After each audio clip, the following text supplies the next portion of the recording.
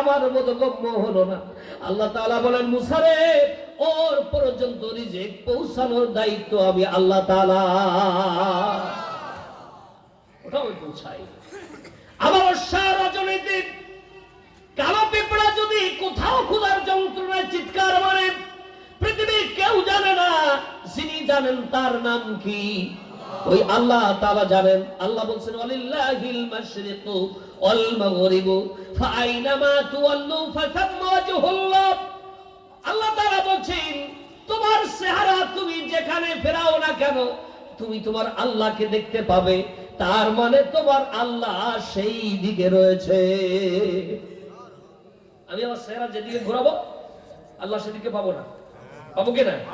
আল্লাহ বলছেন, তুমি তোমার চেহারা যেই দিকে ফেরাবে সেই দিকে তুমি আমাকে পাবে। আমি আল্লাহ সব দিকে রয়েছি, উপরে রয়েছি, নিচে রয়েছি, সব জায়গায় রয়েছি। তার মানে এমন না আল্লাহ সব জায়গায় রয়েছেন মানে আল্লাহ গোলের ভিতরে আছেন, বাথরুমের ভেতরে আছেন, পানির ভেতরে আছেন, তাই কিনা? কে না, এখানে বুঝতে হবে। আল্লাহ তাআলা বলেন, সুম্মাস্তাওয়া আলাল আরশ, সমস্ত কর্ম সম্পাদনের পরে আমি আরশে আজিমের উপরে আমি অধিষ্ঠিত হলাম, কুরসির উপরে বসলাম। তাহলে সব জায়গায় আল্লাহ আছেন, তার মানে সব জায়গায় আল্লাহর শক্তি বিদ্যমান। আল্লাহর শক্তি বিদ্যমান। এখানে বিদ্যুৎ আছে, তার মানে এখানে কি বিদ্যুৎ অফিস আছে? বুঝেন নাই মনে কথা? এখানে তো বিদ্যুৎ জ্বলে, তাহলে বিদ্যুৎ অফিস আছে এখানে? আসলো কোথা থেকে? ওই অফিস থেকেই তো আসছে। তাহলে বিদ্যুৎ অফিস থেকে যদি এখানে যদি আলো জ্বলতে পারে, আবার আল্লাহ সুবহানাহু ওয়া তাআলা যিনি বিদ্যুৎ সৃষ্টি করলেন, তিনি আরশে আজিমে বসে কুল কায়নাত তিনি পরিচালিত করতে পারেন না? তাহলে আল্লাহ আছেন কোথায়? আরশের উপরে। কোথায় আছেন? আরশের উপরে। আল্লাহ যদি সব জায়গায় থাকা এটাই আকীদা ধরে নেন, তাহলে তো আল্লাহ ভালো জায়গায় যেমন থাকতে পারেন, খারাপ জায়গাতেও থাকতে পারেন। তাহলে আসলে সব জায়গায় আল্লাহ নেই, আল্লাহর শক্তি সব জায়গায় বিদ্যমান। সুবহানাল্লাহ বলেন। আল্লাহর শক্তি সব জায়গায় বিদ্যমান। এরপরে আল্লাহ তাআলা বলেন, ফাইনামা তুওয়াল্লু ফাতাম্মা ওয়াজহুল্লাহ, তোমার চেহারা যেদিকে ফেরাবে সেই দিকে তুমি আমাকে পাবে, আমার শক্তিকে পাবে, আমার কুদরতকে পাবে। কোনো সমস্যা নেই। তুমি আমাকে যেদিকে আমার দিকে ফেরাও না কেন, মুখ যেদিকে ফেরাও না কেন, কোনো সমস্যা নেই। ওই দিকে তোমার আল্লাহর কুদরত বিদ্যমান। আল্লাহর নবীজি মক্কাতুল মুকাররমায় যে সময় ছিলেন, সেই সময় কিবলা ছিল বাইতুল মুকাদ্দাস। কি ছিল? কিবলা কোথায় ছিল? বাইতুল মুকাদ্দাস। নবী করিম সাল্লাল্লাহু আলাইহি ওয়াসাল্লাম মদিনাতুল মুনাওয়ারায় হিজরত করলেন ১৬-১৭ মাস পরে, দ্বিতীয় হিজরিতে। আল্লাহর নবীজি হযরতে বারা ইবনে মারুর বাসায় তিনি দাওয়াতি কাজ করতে গিয়েছিলেন। যোহরের সালাত আদায় করছেন, ২ রাকাত আদায় হয়ে গেছে। ইতিমধ্যে আল্লাহর নবীজির ভেতরে পূর্ব থেকে ইচ্ছা ছিল, বাইতুল মুকাদ্দাস কিবলা না হয়ে যদি কাবা ঘর যদি কিবলা হতো আমাদের জন্য ভালো হতো। সুবহানাল্লাহ পড়েন। বাইতুল মুকাদ্দাস যদি কিবলা না হয়ে যদি এটা হতো ভালো হতো। কোরআনে কারীম আল্লাহ রাব্বুল আলামিন তাকদ করেছেন, ক্বাদ নারা তাকাল্লুবা ওয়াজহিকা ফিস সামা ফালানুওয়াল্লিয়ান্নাকা কিবলাতান তারদাহা ফাওয়াল্লি ওয়াজহাকা শাতরাল মাসজিদিল হারাম। যারা বলেন আল্লাহু আকবার।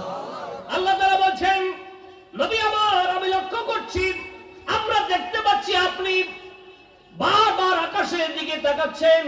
আপনার মনের ইরাদা হলো কিবলাটা যেন পরিবর্তন হয়ে যায়।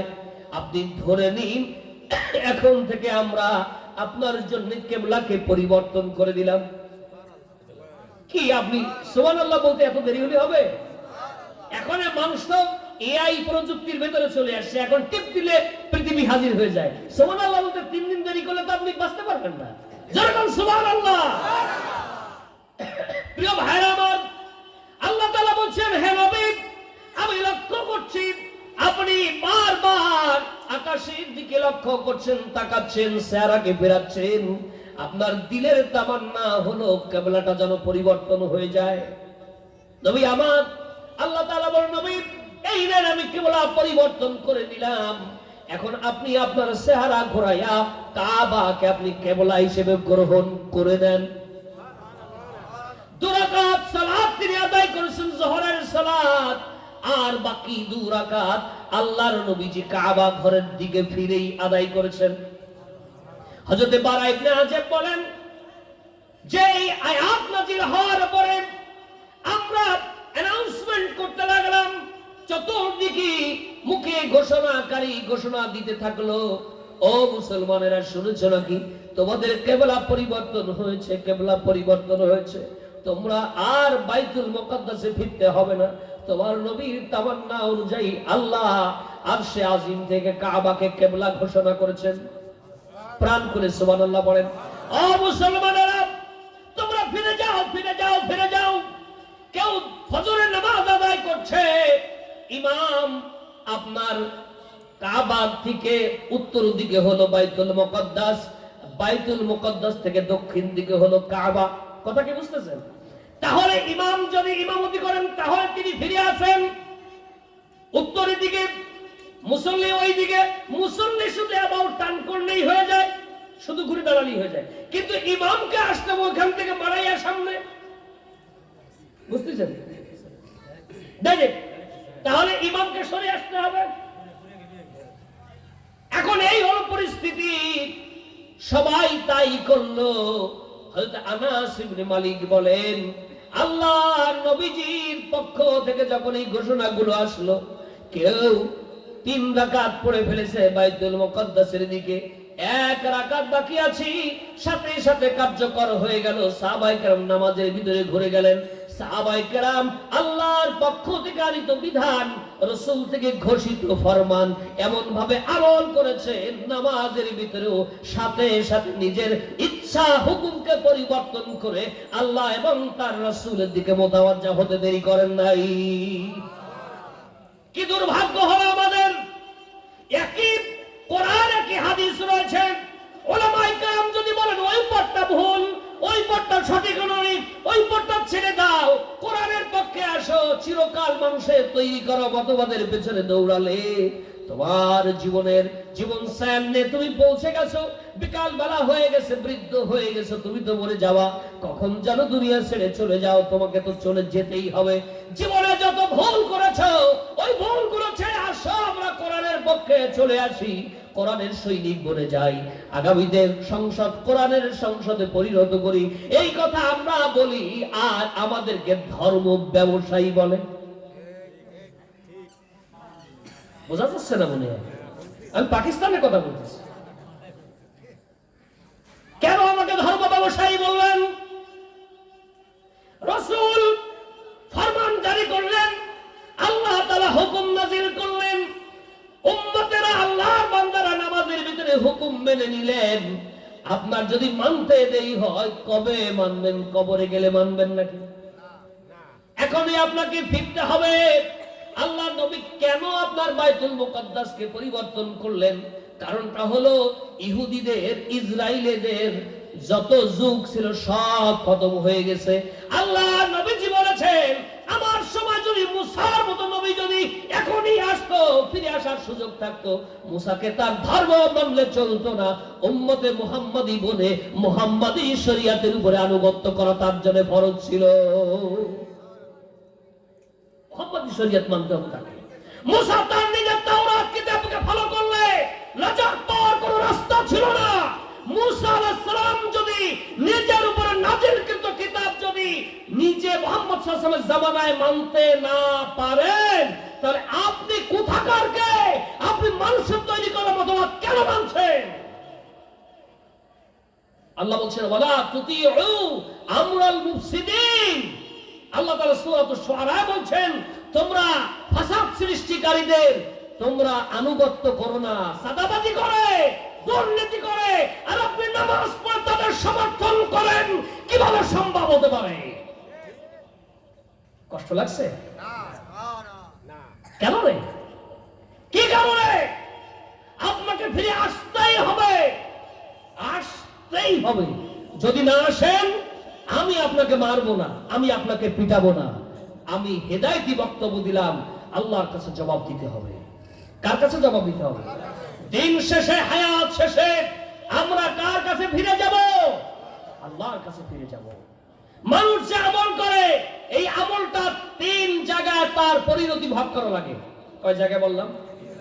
প্রথম নাম্বার হলো ভালো করুক আর মন্দ করুক, দুনিয়াতে কিছু প্রতিফল আল্লাহ তাআলা তাদেরকে দান করেন। এরপরে বান্দা যখন মরে যায়, তখন আল্লাহ তাআলা কবরে তার কিছু শাস্তি এবং কিছু পুরস্কার দেন। এরপরে আখিরাতের বিচারের পরে জান্নাত অথবা জাহান্নাম দেন।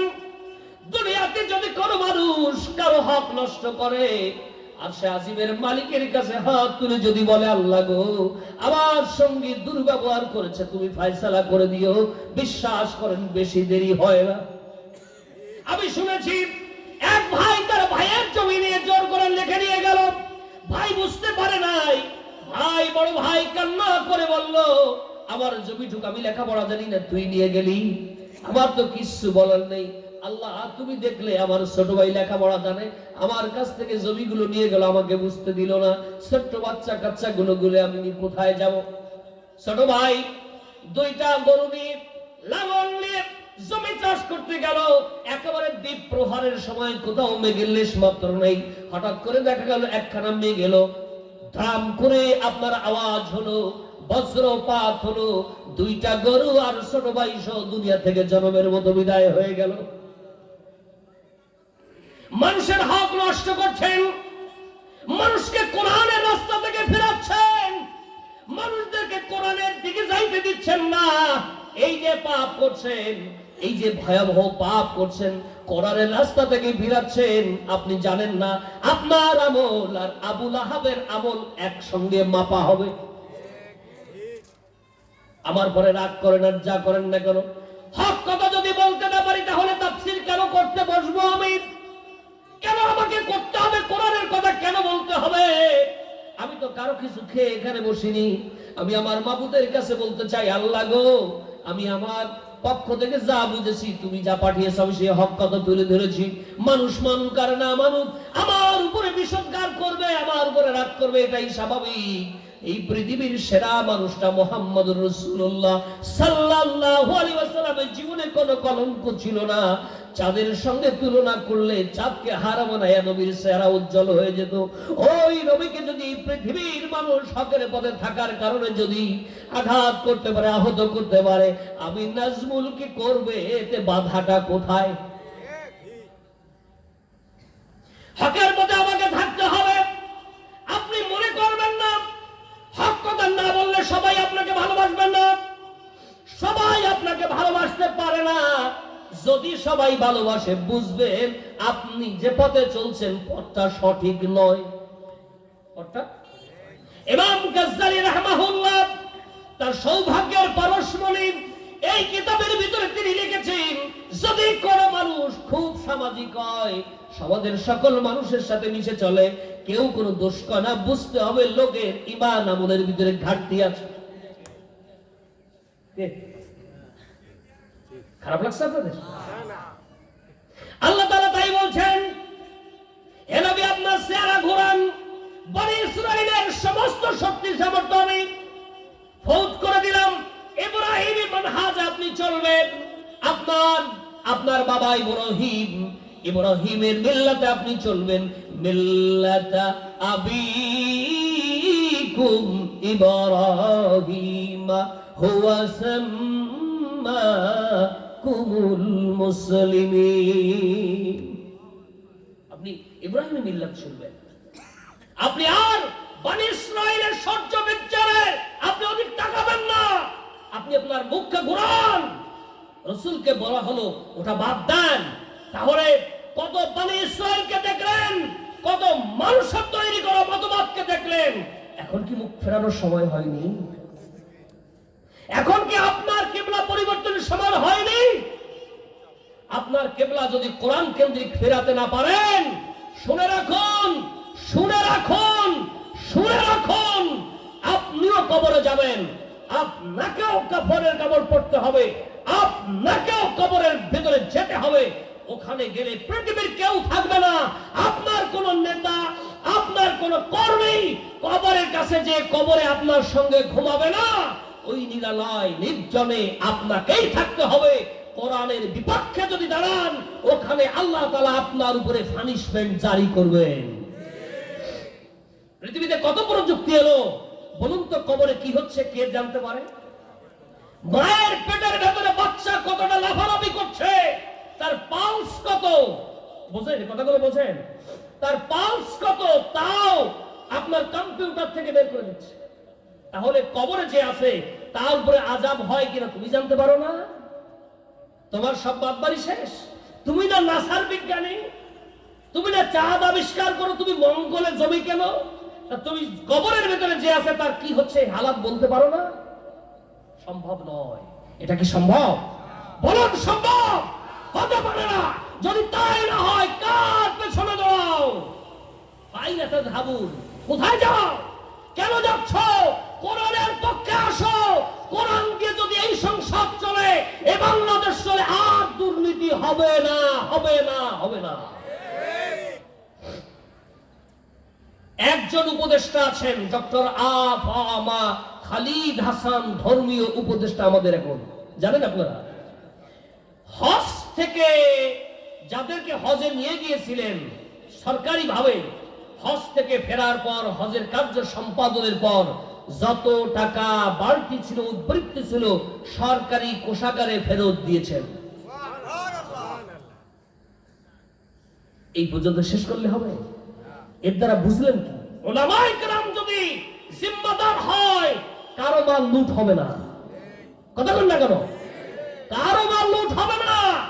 উলামায়ে কেরাম যদি জিম্মাদার হন, বলুন তো আপনার সমাজে সবথেকে বেশি সম্মান, ভালোবাসা, ভক্তি শ্রদ্ধা কাকে করেন? কইতে পারলেন না? সাধারণ জ্ঞানের একটা প্রশ্ন নিলাম, তাই পারলেন না উত্তর দিতে? ইমাম সাহেব। কথা বলেন না কেন? আপনারা যদি সম্মান না করতেন তাহলে তার পিছনে নামাজ পড়বেন? এই লোকটা যদি আপনার নেতৃত্ব দিতে পারত, ভাগ্য পরিবর্তন হয়ে যেত। এই কথাই তো আমরা বলতে চাই। আল্লাহ তাআলা তাই বলছেন, এই পৃথিবী আল্লাহ, এই পৃথিবী আল্লাহ, তুমি তোমার চেহারা পরিবর্তন করো। হে নবী, তোমার কিবলাকে পরিবর্তন করে নাও। আজকের শিক্ষা হলো, আপনি যে পথে ছিলেন খারাপ রাস্তায়, ওখান থেকে এখন ইউটার্ন করে আপনাকে এখনই সত্যের পথে ফিরে আসতে হবে। কথা কি বুঝতে পারলাম? এরপরে আল্লাহ তাআলা বলছেন, অকালু ইত্তাখাযাল্লাহু ওয়ালাদান সুবহানাহু বাল লাহু মা ফিস সামাওয়াতি ওয়াল আরদি কুল্লুন লাহু কানিতুন। আগেই বলেন সুবহানাল্লাহ। আল্লাহ তাআলা বলছেন, ওরা বলে আল্লাহ তাআলার সন্তান রয়েছে। আল্লাহ তাআলা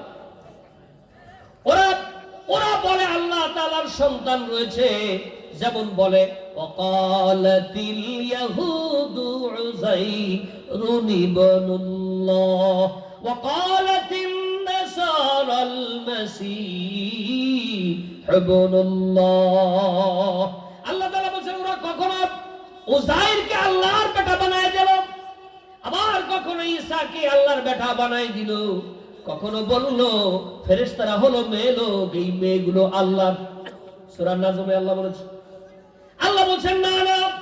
জবাব তিনি দিয়েছেন কোরআনে কারিমে, একটা সূরায় জবাব দিয়েছেন। আল্লাহ তাআলা বলেন, কুল হুয়াল্লাহু আহাদ।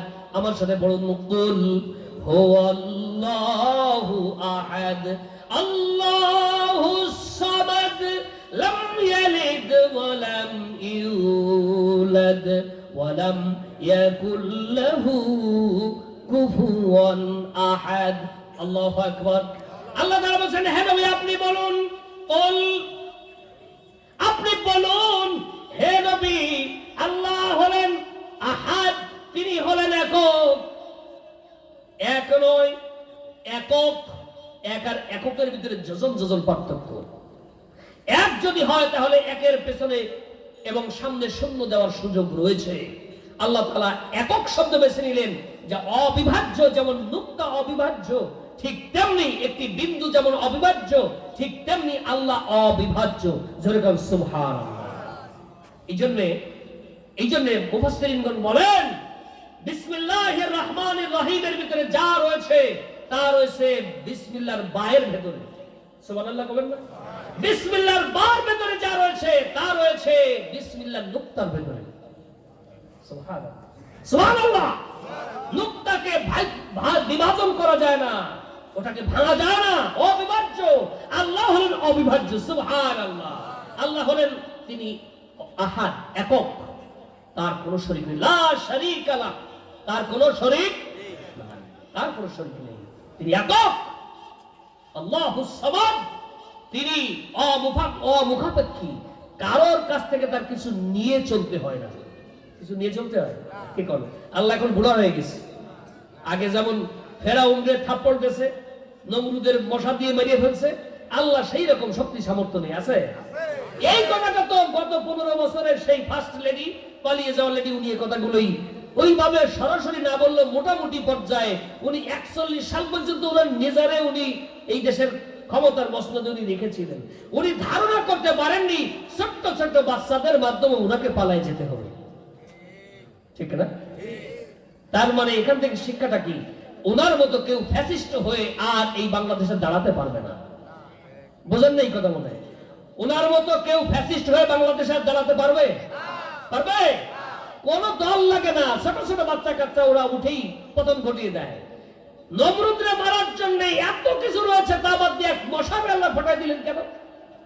এই বাংলাদেশে এত রাজনৈতিক দল কোথা থেকে আসলো? আবাবিলের মতো 24-এর গণ আন্দোলনে বৈষম্য বিরোধী ব্যানারে এক কিছু ছেলে পেলে শার্ট জামা গায়ে দিয়ে গেঞ্জি পরা, হালকা একটা জিন্সের প্যান্ট পরা, ওরা আসলো কি এক তাণ্ডব চালালো।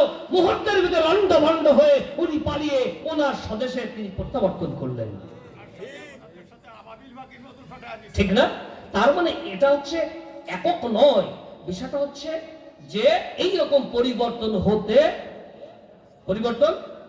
আপনি এখন কোন মহিলা যদি কোন এলাকায় তালিম করতে যায়, আপনি বাধা দিচ্ছেন কেন? আমি বুঝাতে পারছি না মনে হয়। কেন বাধা দিচ্ছেন আপনি? কেন বাধা দিচ্ছেন? আপনার কি ভাইরাল হওয়া দরকার? আপনি কি ভাইরাল হতে চান? কেন বাধা দিচ্ছেন? ওই মহিলাকে মহিলা তালিমে যেতে বাধা দিয়েছেন, তার মানে যে উদ্দেশ্য নিয়ে বাধা দিয়েছেন আপনার উদ্দেশ্য ব্যাহত হয়েছে, ওখানে আপনার বিরোধী মতামত আরো প্রতিষ্ঠিত হচ্ছে। আর আপনি জেনে রাখবেন, এ দেশে আপনার শেখ হাসিনার মতো ক্ষমতাবান সরকার এই উপমহাদেশে আসে নাই। আসছে? সেই লোকটা পর্যন্ত জামাত শিবিরকে ব্যান করলো, ব্যান করে 3 দিনের বেশি যাইতে পারে নাই। যাইতে পারছে? যাইতে পারে নাই। তার ভিতরে ফৌজ হয়ে গেছে। আপনি কেন ভাবেন আপনি মহিলা তালিমে কাউকে যাইতে দেবেন না, আপনি কোরআনের কথা বলতে দেবেন না, পোস্টার ছিঁড়বেন? কেন ভাবছেন? এটা ভাবা আর বোকার সঙ্গে বসবাস করা একই সমান। আপনার এটা মানবে না। আপনি যত বাধা দেবেন, আসেন আপনি আমার তাফসীর মাহফিলে আমাকে বাধা দেন, বাধা দিলে হয়তো আমি কিছু সময়ের জন্য লাঞ্ছিত হব, কিন্তু আপনার বিপক্ষে জনমত দাঁড়িয়ে যাবে। কথা বলেন না কেন? যেখানে বাধা ওখানে বাঁধবে লড়াই। এই লড়াই চলবে কোরআন প্রতিষ্ঠিত হওয়া কালীন পর্যন্ত। পারবেন না? যেখানে বাধা ওখানে বাঁধবে লড়াই। বলুন, যেখানে বাধা ওখানে বাঁধবে লড়াই। কোরআন প্রতিষ্ঠিত হওয়া পর্যন্ত চলবে সংগ্রাম। পারবেন না? এটাই মূল বক্তব্য। এই স্পিরিটকে ধারণ করুন। কোন তন্ত্র মন্ত্র মানি না। এই তন্ত্র মন্ত্রকে পদদলিত করে আল্লাহর পাঠানো অথেন্টিক কোরআনে কারীমকে প্রতিষ্ঠিত করতে চায়। যদি একটা বিধান যদি কারো দ্বারা কায়েম হয়ে যায়, আর আমি যদি তার সহযাত্রী হতে পারি, বিশ্বাস করেন এর দ্বারাই আল্লাহ তাআলা আমাকে নাজাত দেবেন। প্রিয় ভাইরা আমার, আল্লাহ রাব্বুল আলামিন বলছেন, আপনি বলুন এই আকাশ জমিন হলো তার, তিনি কোনো ওয়ারিস তার নাই, তিনি কারো কোনো সন্তান তার নেই, কাউকে তিনি তার শরীক বানাননি, পার্টনার বানাননি। যদি তার সন্তান হতো তাহলে আল্লাহ হতে পারতেন না? পারতেন কি? সম্ভব ছিল না। অতএব তার কোনো শরীক নাই, লা শারীকা লাহ, তার কোনো শরীক নাই। হে নবী আপনি বলুন। একজন সাহাবী বলছেন, ইয়া রাসূলুল্লাহ, আমি সূরা ইখলাসকে মহব্বত করি। একজন সাহাবী আল্লাহর রাসূলকে যে বলছেন, ইয়া রাসূলুল্লাহ, ওই সাহাবী সব সময় সূরা ইখলাস দিয়ে নামাজ পড়ে। সুবহানাল্লাহ বলেন না? সব সময় সূরা ইখলাস দিয়ে নামাজ পড়ে। আল্লাহ রাসূল তাকে ডাকলেন, ও আমার সাহাবী, সূরা ইখলাসকে বারবার পড়ো কেন? কি কারণে পড়ো? সাহাবী বলছে, ইয়া রাসূলুল্লাহ, আল্লাহর এই পরিচিত এই সূরাটি, ওনার পাবলিসিটি, ওনার সাইনবোর্ড, ওনার প্যানাবোর্ড, উনি এইটা দিয়ে আমাদের বুঝাতে চান ওনার অস্তিত্ব এবং উনি কেমন, ওনার ধরন উনি বুঝাচ্ছেন। এই যে আল্লাহর এই যে পরিচয় পত্র নামক এই সূরাটি আমি ভীষণ ভীষণ মহব্বত করি। এই জন্য আমার বেসাক্তা কোন সূরা পড়ার আগে সূরা ইখলাস আমার জবান থেকে বের হয়ে যায়। আমি ভীষণ ভীষণ মহব্বত করি। আল্লাহ নবীজি বলেন, সাহাবী শুনে নাও, এই যে সূরা ইখলাসকে মহব্বত করো, আল্লাহ তাআলা এই উসিলায় এই সূরার সুপারিশে তোমাকে জান্নাত দান করবে। সূরা ইখলাস পড়তে পারবেন না? বেশি বেশি করে পড়বেন, বেশি বেশি করে পড়বেন। ঘরে যখন ঢুকবেন সূরা ইখলাস পড়বেন, আল্লাহ অভাব দূর করে দেবেন। সুবহানাল্লাহ। বেশি বেশি করে পড়ুন। এটা 2-3 বার ভিতরে খাস রাখেন না, বেশি বেশি করে পড়ুন, বেশি বেশি পড়ুন। আল্লাহ তাআলার পরিচিত, আল্লাহ তাআলার পরিচয় সম্বলিত এই সূরাটি খুবই মর্যাদাবান, খুবই তাৎপর্যবহ। এই সূরার নাম এর সূরার ভিতরে খুঁজে পাওয়া যায় না। এই সূরাটি এমন, যেমন সবকিছুর ভিতরে আল্লাহর শক্তি আছে কিন্তু আল্লাহকে দেখা যায় না।